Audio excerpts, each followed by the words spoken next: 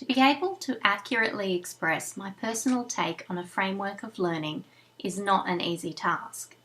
This is not because I'm unfamiliar with the theorists whose ideas have formulated the foundations of my own pedagogical framework. Rather, this task presents difficulties because of the nature of learning in itself. Learning is a continual process that is influenced by experience and reflection. I'm continuing to gain experience as a teaching practitioner, and with this experience will come considerable reflection on my own teaching practices and what my students are actually learning. When this reflection informs change in pedagogical practice, the difficulty in describing my personal framework arises. A personal philosophy is a fluid concept, for no matter how accurate a summation, it would only hold true in that moment of time. So it is with this consideration I present my understanding of contemporary learning practices and how these have and will continue to influence the development of my own pedagogical framework for learning. Locke once believed that students were mere empty vessels awaiting knowledge and understanding to be instilled in them directly from the teacher. Locke's theory would imply the teacher's role was to impart their own wisdom in their students. I feel this approach to education doesn't encourage students to learn to think independently or to challenge their own understandings. It simply has them accepting what the teacher has taught as truth. In our current society, most jobs that students will be working in are not even developed yet. The teacher, then, is not positioned to impart the necessary knowledge students will need for their active participation in society. I propose a pedagogical approach that teaches students how to think both independently and creatively.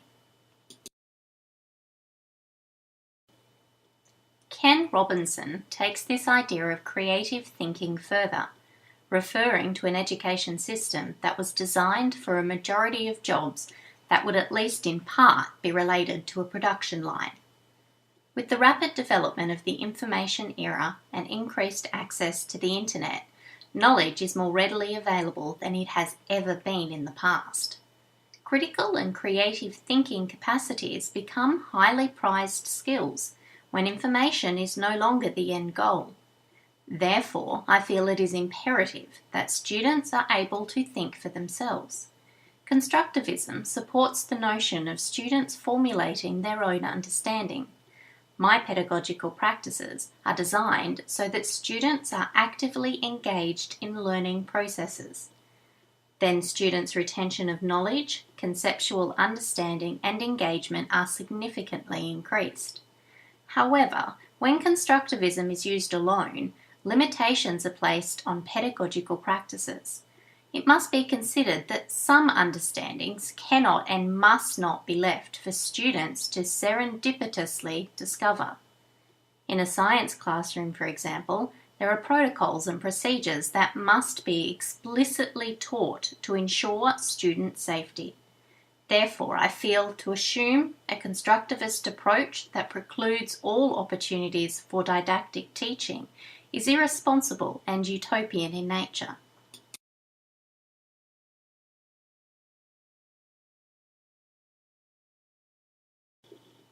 The learning profile of each student within the classroom is as varied and complex as the personalities of the students themselves. The recognition of individual differences are integral to my teaching and learning practices.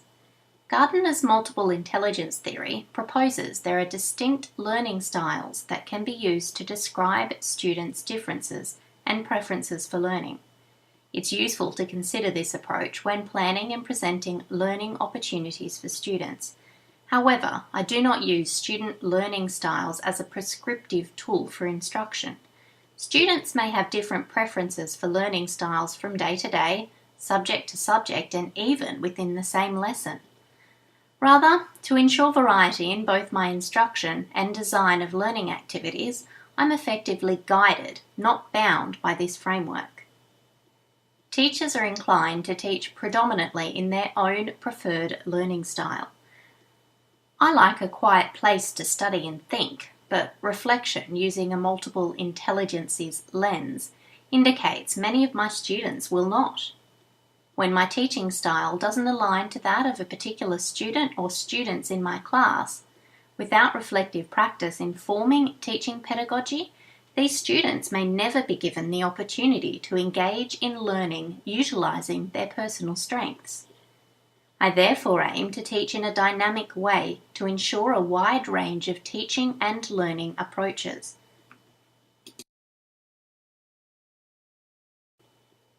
Focusing on each student as an individual is what I consider a fundamental goal for education.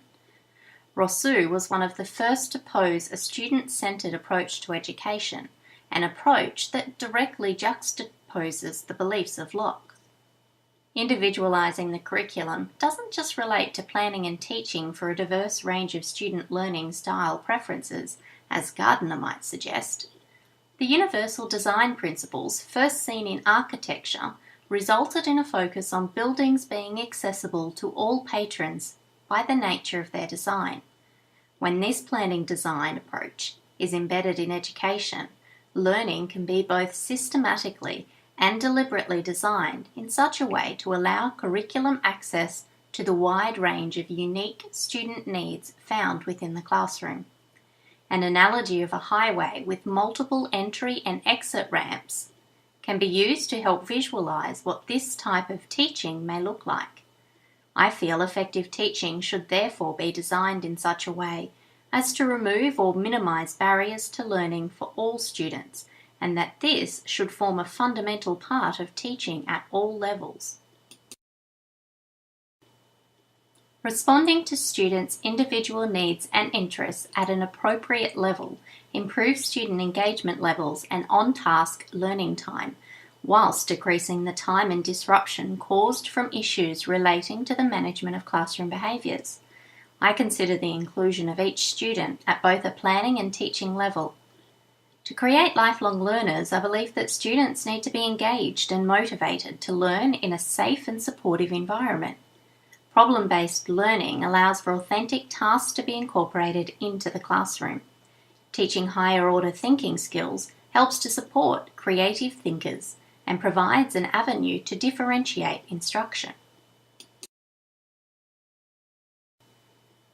I believe teaching should be responsive to the needs of individual learners. The sole use of summative assessments that present the notion of teacher feedback as absolute fail to support students in developing autonomy and self-regulation skills. Teachers must be clear about the expected outcomes, the evidence of learning, and how they will teach the required knowledge and skills to support students to achieve these learning outcomes. Wiggins and McTighe note the importance of formative assessments in developing students' reflective thinking capacities. When incorporated into instruction, students can be supported to make judgments about their own learning, further developing their critical thinking skills. Reflection without action on the quality of instruction and student understanding is in itself limiting. Without the use of different perspectives, reflection at a basic level can be a process of justifying teaching practice, where difficulties are assigned to the student and not the teacher. In this way, learning difficulties can be attributed directly to the student and not the approach to instruction. When this happens, teachers lack motivation to change practice as the problem is externalized and therefore out of their control. My personal aim is to incorporate my observations into reflective pedagogical practices. In this way, I consider pedagogy to be a fluid concept that encompasses several theoretical standpoints interwoven with personal experience and critical reflection.